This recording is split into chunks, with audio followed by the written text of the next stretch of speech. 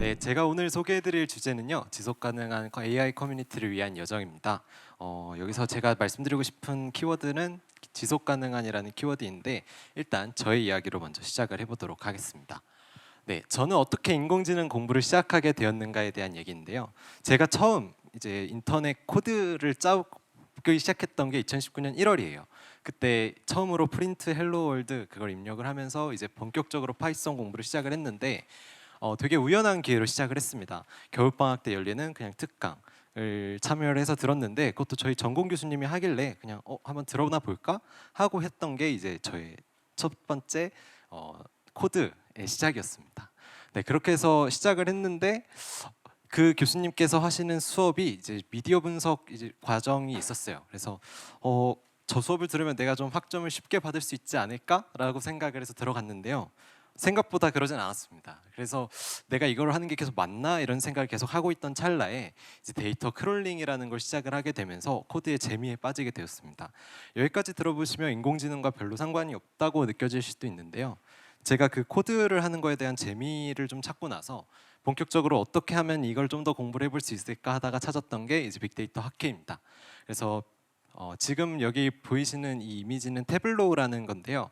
혹시 데이터 시각화 툴로서 들어보신 분 있으신가요? 데이터 시각화 툴로서 굉장히 유명한 툴인데 저는 이제 인공지능 공부하기 전에 데이터 분석에 관련을 해서 데이터를 전처리하고 이후에 뭐 그걸 시각화하는 것을 위주로 처음에 태블로라는 툴을 통해서 공부를 시작했습니다. 9월부터, 그러니까 2학기 때부터는 인공지능 과목을 수강을 하기 시작했어요. 본격적으로 데이터 분석을 넘어서 인공지능이라는 게 뭘까 하면서 공부를 했던 게 저희 인공지능 첫 입문 단계라고 생각을 합니다. 그래서 이렇게 수업을 들었을 때 뭔가 내가 코드의 적성이 잘 맞고 그리고 인공지능이라는 거에 흥미를 느낀다라고 생각이 들었기 때문에 이 부분에 있어서 좀 더 깊게 들어가 봐야 되겠다고 생각을 했었습니다. 네, 그런데 1년이 지나고 나서요, 전 군대를 입대했습니다. 2020년 1월, 그러니까 이게 코로나가 2월에 터지기 시작했거든요. 그래서 그때 휴학을 하고 데이터 대회도 계속 나가고 하다 보니까 좀 경험은 쌓인 것 같은데 군대 입대를 더 이상 미룰 수 없다 해서 8월에 가게 되었습니다. 시작은 학교에서 시작을 했지만 사실 가장 크게 성장한 곳은 이곳이라고 말씀드릴 수 있을 것 같아요. 사이버 지식 정보방이라는 걸 혹시 아시나요? 싸지방을 아시는 분들은 아실 텐데 그런 곳이 있어요. 그래서 인터넷밖에 안 되는 굉장히 제한적인 곳입니다. 파이썬은 설치할 수도 없고요. 주피터 노트북도 안 되고요. 아무것도 할 수가 없어요. 근데 그곳에서 오히려 이렇게 사람이 계속 이렇게 압박을 하게 되면요, 그 속에서 뭔가 하고 싶은 욕구가 계속 생겨나요. 그래서 저는 어떻게든 여기서 인공지능 공부를 해야 되겠다라는 마음으로 시작을 하게 되었습니다. 그래서 K묵을 먼저 들었는데요. K묵도 혹시 들어보신 분들 있으실 것 같은데 무크라고 이제 온라인 공개된 강의 형태로 이렇게 제공이 되고 있어요. 그래서 한국 걸로 하면 K묵크라고 부르고 이제 한국 국내 대학 교수님들께서 강의를 열어주시고 되게 양질의 강의들이 많이 있어서 이곳에서 많이 참고를 했었습니다. 그리고 제가 파이썬을 설치할 수가 없다고 했잖아요. 그래서 구글 콜앱을 통해서 코드를 계속 구현을 했고 무엇보다 가장 좋았던 건 이 아카이브 논문 읽기였던 것 같아요. 아카이브는 어디서든 언제든 들어갈 수 있잖아요. 그래서 거기서 논문을 다운받아서 프린트하고 갖고 와서 계속 논문 읽고 밑줄 쳐가면서 읽고 했던, 네, 그렇게 해서 조금씩 인공지능을 공부해 나갔습니다. 네, 이렇게 공부를 하다 보니까요, 조금씩 내가 이 지식이 쌓이고 이 굉장히 흥미로운 세계인 것 같은데 이걸 어떻게 풀어낼 수 있을까 하는 좀 의문이 들었어요. 그러니까 제가 전공이 미디어다 보니까 미디어 쪽으로 이런 걸 풀어내고 싶은데 어떻게 할 수 있을까 고민을 하다가 이걸 쉽게 설명할 수 있을까 고민을 하다가 나온 결과물이 이제 저희 딥다이브라고 말씀드릴 수 있을 것 같습니다. 네, 그래서 딥다이브를 이제 시작하게 됐던 결정적인 계기는요, 이런 세 가지의 제 문제점들을 짚어볼 수 있을 것 같아요. 첫 번째로는 양질의 콘텐츠가 부족했습니다. 제가 아무래도 군대에서 공부를 시작을 했다 보니까 온라인상에서 접할 수 있는 콘텐츠들은 되게 많이 찾아봤어요. 그런데 찾아볼 때마다 느꼈던 게 굉장히 콘텐츠가 없구나라는 걸 많이 느꼈어요. 근데 사실 정확히 따지면 양질의 국내 콘텐츠가 부족한 거거든요. 제가 국문으로 읽을 수 있는 어떤 콘텐츠들이 부족하다는 걸 느끼고 이런 것들을 좀 더 만들어줄 수 있는 플랫폼이 있었으면 좋겠다라는 생각이 들었습니다. 두 번째는요, 인공지능에 대한 잘못된 인식이 너무 많이 퍼져 있다는 거예요. 여러분들은 그래도 지금 AI에 관심이 있으니까 이 자리에 오셨을 텐데 제가 사실 어딜 가서 인공지능이라는 얘기를 딱 먼저 꺼내면 로봇을 먼저 떠올리고요. 로봇을 떠올리다 못해 그 아이로봇이라는 혹시 영화 들어보셨나요? 아이로봇이라는 영화를 보면 인공지능 로봇이 막 파괴를 해요. 그래서 그런 것에 대한 인식에 강하게 박혀 있어요. 그래서 이런 것들은 분명히 잘못된 건데 지금 인공지능은 우리가 그 모바일 핸드폰 딱 켜도 당장 볼 수 있는 그런 되게 기술일 중에 하나인데 이런 잘못된 인식을 어떻게 깨뜨릴 수는 없을까라는 생각이 들었습니다. 세 번째는요, 교육기관이 부재하다는 생각이 들었습니다. 저는 다행히 학교를 다니고 있고 학교에서 전공 수업이나 아니면 뭐 기타 교양 수업을 통해서 인공지능 공부할 기회를 접했는데 이미 학교를 떠나신 분들이나 아니면 재교육을 하고 싶으신 분들에게는 인공지능을 새롭게 공부할 만한 플랫폼이 없다는 생각이 들었어요. 특히나 입문자들을 위한 강의들은 굉장히 부족했다고 생각을 했거든요. 그래서 이런 세 가지의 한계를 느끼고 제가 딥다이브라는 것들을 만들게 되었습니다. 딥다이브가 뭔지 모르시는 분들을 위해서요. 지금 QR 코드를 한번 갖고 왔어요. 그래서 혹시 핸드폰 갖고 계시면 한번 찍어서 보시면 가장 좀 빠르게 알아보실 수 있을 것 같아요. 네, 감사합니다. 네, 딥다이브 인스타그램에 들어가 보시면요, 저희가 카드 뉴스를 열심히 제작을 해서 올리고 있습니다. 사실 저희 팀원들과 같이 함께 올리고 있었다가 지금 팀원들과 다른 프로젝트를 진행을 하고 있다 보니까 카드 뉴스가 조금 더디게 올라오고 있는데요. 그래도 콘텐츠가 꽤 쌓였죠. 지금도 35개 콘텐츠를 올려놨습니다. 네, 그래서 구경해 보시면 되고 팔로우 해주실 분 있으면 팔로우도 감사하겠습니다. 네, 그래서 이렇게 딥다이브가 탄생을 하게 되었습니다. 오늘은 사실 되게 저한테 의미가 있는 날이에요. 왜냐하면 제가 첫 번째 콘텐츠를 올린 날이 12월 14일이거든요. 근데 거기에 댓글이 하나 달렸는데 중학생분들이 어도비 레이아웃 대박이다 라는 댓글 하나 달았어요. 근데 그 댓글을 보고 딥다이브 잘하면 잘 되겠는데? 라는 생각이 들어서 그날 바로 딥다이브 팀원들을 모집했습니다. 그래서 그날이 바로 12월 15일이고 오늘이 딱 1주년이 되는 날입니다. 박수 한번 주세요. 감사합니다.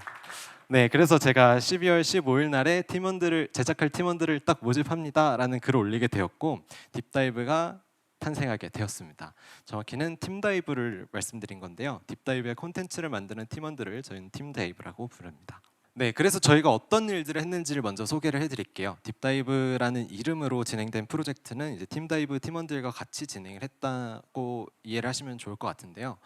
딥다이브 매거진을 먼저 만들었어요. 제가 사실은 팀원들을 모집하게 된 가장 결정적인 계기가 어떤 콘텐츠를 쉬운 콘텐츠들을 만들어 보자라는 생각 때문에 만들게 되었는데 그 콘텐츠를 어떻게 보여줄까 하는 게 사실 되게 중요한 문제예요.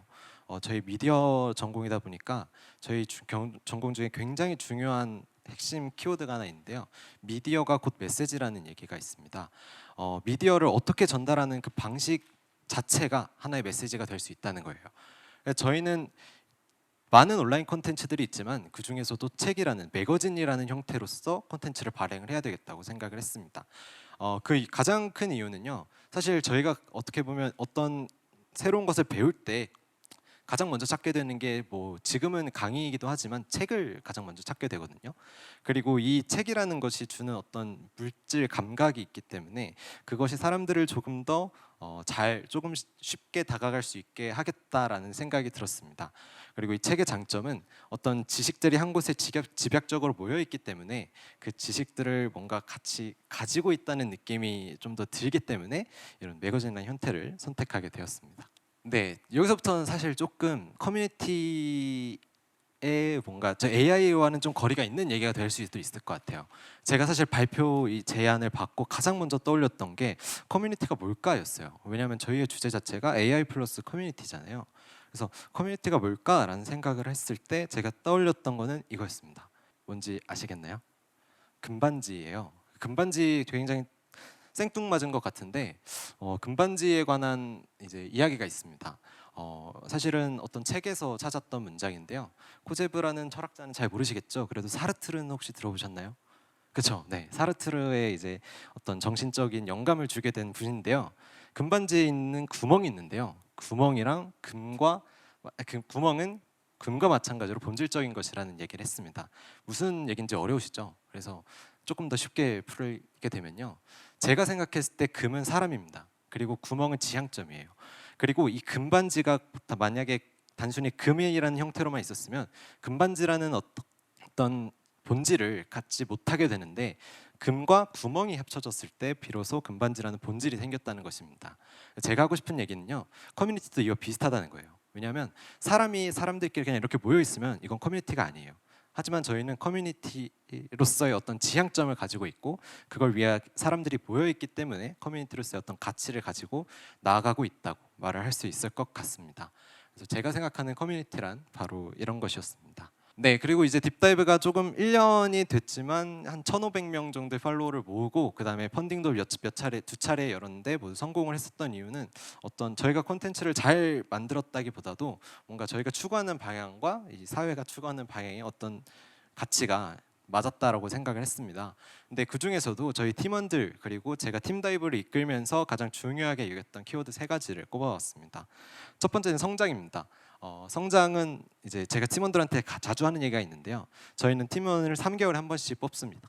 이제 커뮤니티 멤버들을 3개월에 한 번씩 바꾼다고 생각하시면 되는데 3개월 동안에 제가 항상 하는 얘기가 빨리 성장해서 빨리 떠나라라는 얘기를 많이 해요. 이제 두 번째 나올 키워드랑 관련이 있는데 이렇게 얘기를 했던 이유가 사실은 커뮤니티의 정체성이 단순히 자기 것을 풀어낸다는 것보다도 저희가 빠르게 뭔가 성장을 좀 그러니까 독려를 하고 그렇게 성장을 한 다음에 그 새로운 것들 자기가 얻어낸 것들을 다른 데 나가서 좀 더 펼칠 수 있는 기회를 부여를 하는 것이라고 생각을 했습니다. 두 번째는 유동성입니다. 제가 아까 전에 팀원들이 3개월에 한 번씩 바뀐다고 했는데요. 이 유동성이라는 이제 키워드를 좀 떠올렸을 때 그러면 커뮤니티가 잘 운영이 될 수 있을까? 라는 생각이 좀 드실 수도 있을 것 같아요. 왜냐하면 커뮤니티라는 건 본질적으로 좀 이렇게 계속 같이 나아가는 사람들이 있었을 때 가능한 거잖아요. 근데 저희는 사실 단 한 번도 같은 팀원으로 3개월 이상을 넘긴 적이 없고 같은 제도로 넘긴 적도 없어요. 그러니까 그 말은 뭐냐면 저희는 계속 변화를 하고 있다는 얘기예요. 그 말은 다시 얘기하면 항상 그 시기에 맞게 더 좋은 콘텐츠를 찾아서 아니면 더 좋은 방식을 찾아서 계속 나아가고 있다는 얘기입니다. 마지막으로는 성취욕입니다. 제가 팀원들한테 계속 요즘에 강조하는 것 중에 하나가 좀 이렇게 더 많은 걸 해보라는 거예요. 그리고 지금 갈리는 거는 이제 나중에 가면 미화될 거라고 계속 얘기를 합니다. 저희가 딱 이제 한 3주 정도 뒤에 이곳에서 바로 강의를 하는데 세미나를 여는데요. 그때 가면은 지금까지 고생했던 것들이 좀 많이 풀리고 이 어떤 성취욕을 추구했던 그 성취욕을 이뤄낼 수 있을 거라는 점을 계속 강조를 하거든요. 그래서 저는 이 3가지가 딥다이브를 어떻게 좀 성장을 하게 만든 원동력이라고 생각을 했습니다. 네, 그리고 이건 제가 오늘 저 파란색 모자를 쓰고 온다는 걸 깜빡했네요. 근데 네, 저희의 이번에 가치를 우리는 세상에 없는 것을 만든다라고 가치를 잡았어요. 이게 뭐냐면 저희가 어떤 프로젝트를 진행을 할 때 계속 기존에 있었던 것들보다도 조금 더 새롭고 엉뚱한 것들을 만들어 보자라는 가치로 만들어 보고 있습니다. 사실 막 엉뚱하다고 해서 진짜 생뚱맞은 뭐 이런 건 아니고 내가 재밌어하는 그것을 따라갈 수 있는 어떤 콘텐츠를 만들어보자, 그런 프로젝트를 해보자라는 거였습니다. 심지어는 이런 프로젝트를 왜 해? 라는 질문이 나올 정도로 뭔가 좀 발칙한 콘텐츠들을 만들어보자는 생각을 했었습니다. 네, 또 좀 뜬금없는 얘기가 나왔죠. 이 사진은요, 메디치 가문의 사진이에요. 제가 좋아하는 예전부터 계속 좋은 단어라고 생각했던 효과 중에 하나인데 메디치 효과라는 게 있어요. 뭐냐면 메디치 가문에서 과거에 이제 여러 인재들을 모아다 놓고 이 학문 저 학문 다 시켜본 거예요. 예술 작품도 만들어보고 역사도 써보고 했던 거예요. 근데 그렇게 하다 보니까 새로운 문화가 생겼던 거죠. 이탈리아의 어떤 르네상스 부흥기를 이끌게 된 가장 핵심적인 가문이 되었고요. 그렇게 해서 새로운 이제 현상과 어떤 생각들이 계속 만들어지게 되었다라고 했습니다. 그래서 저도 사실 프로젝트에서 이런 것들을 계속 추구를 해보고 싶었고 저희가 아무래도 비전공자들을 좀 대상으로 하는 것도 있고 입문자들을 대상으로 하다 보니까 새로운 시각에서 신선한 프로젝트가 나오기를 계속 기대를 하고 있습니다. 그래서 저희가 했던 프로젝트를 조금 더 소개를 해드리면요. 제슨나노를 이용한 오브젝트 트래킹이라는 게 있습니다. 제슨나노라는 것도 사실은 저도 이 프로젝트를 하는 팀원들이 가지고 와서 처음 알게 되었는데요. 인공지능 개발자들을 위한 툴킷이에요. 그래서 작은 컴퓨터라고 생각을 하시면 되는데 이거 작은 컴퓨터이다 보니까 이제 움직이면서 활용을 할 수가 있어요. 그래서 이거를 유튜버들을 위해서 써볼 수 없을까 해서 이제 결과물이 나왔던 게 이제 오브젝트 트래킹을 해서 결과물을 냈던 게 이런 겁니다. 그러니까 만약에 유튜버들이 이렇게 손을 핸드 카메라로 이렇게 들고 다니면 뒤에 사람들이 나오는데요. 사실 조금 민감한 문제이지만 뒤에 사람들이 나오게 되면 모자이크 처리를 해줘야 돼요. 그래서 그런 것들을 좀 막기 위해서 이렇게 나만 따라다닐 수 있는 그 영상을 만들어 보는 거 어떨까 하고 해서 만들었던 데모 영상입니다. 그래서 사실 막 지금 모델 초기 단계에 공유해준 영상이었는데 지금 좀 이상하게 잡히네요. 근데 하여튼 사람이 나오면 사람을 잘 캐치를 해서 따라가는 모습을 볼 수 있습니다. 그래서 좌측은 우측인가요? 좌측은 이제 원본 영상이고 그걸 편집한 영상 오른쪽처럼 나오는 거라고 보시면 됩니다. 네, 두 번째는요, 이제 강화학습을 이용한 체스 게임입니다. 그래서 사실은 알파고는 많이 들어보셨겠죠? 그래서 알파고의 가장 큰 원리 중에 하나가 강화학습인데, 그 강화학습을 직접 구현을 해보자. 그러니까 강화학습도 구현을 하면서 체스 게임으로 한번 직접 구현을 해보자 했습니다. 그래서 제가 질문을 했어요. 그럼 체스 게임 엔진은 어떻게 할 거예요? 했더니 만들게요 하고 만든 겁니다. 그래서 만든 결과물이 이건데 사실 이 체스판을 전체를 다 구현하는 건 조금 어렵다 보니까 폰만 가지고 하는 4x4의 이 체스판에서 폰만 가지고 하는 체스 게임을 만들었어요. 그래서 기존 체스 룰과 다르게 무승부라는 것도 존재를 하고 하여튼 그런 식으로 하지만 실제로 이렇게 코딩을 해놓은 결과를 쭉 보니까 되게 가시적이고 보기도 좋고 재밌는 결과물이 나왔다라는 생각이 들었습니다. 어떤 좀 사람들과 상호작용도 이렇게 우리가 프로젝트의 결과를 발표하고 상호작용도 하고 이런 걸 또 콘텐츠로 만들어내고 이렇게 하는 게 이제 딥다이브의 핵심적인 활동이라고 생각을 하시면 됩니다. 저희가 이제 앞으로 하고 있는 준비 프로젝트들은요 이렇게 5가지가 있고요. 근데 뭐 이외에도 뭐 여러 가지들이 있는데 그렇습니다. 그래서 이걸 한번 간단하게 소개를 해드리고 네, 뭐 이거 뭐 그 홍보를 해도 된다고 해서 써놓긴 했는데 그 사실 상관없어요. 저희 그냥 상관없습니다. 넘길게요. 관심 있으신 분들만 그 팔로우 하시고 그 보시면 됩니다. 근데 이제 이건 조금 설명을 드리고 싶었어요. 그래서 만약에 조금 공부를 해보고 싶은 게 같이 공부를 해보고 싶은 게 있다던가 아니면 내가 인공지능을 좀 공부를 하는데 어떻게 하면 좋을까 좀 고민이 든다면 조금 저한테 좀 문의를 주거나 아니면 네, 채널 DM을 보내면 어차피 제가 봤거든요. 그래서 문의를 주시면 감사하겠습니다. 그리고 아까 전에 보여드린 프로젝트를 소개를 해드렸는데 그 프로젝트들을 이제 저희가 1월 7일 날 바로 이곳에서 세미나를 통해 공개를 할 예정입니다. 그래서 그렇게 오시면 부스가 설치가 되어 있고 뒤에서 상호작용하면서 궁금한 거 물어보고 어떻게 했는지도 알아볼 수 있는 좋은 기회가 될 것 같습니다. 네, 그리고 펀딩도 할 것 같고 이제 인공지능 강의도 개설을 할 예정입니다. 네, 이걸로 이제 저의 발표는 마치겠고요. 네, 발표 들어주셔서 감사합니다.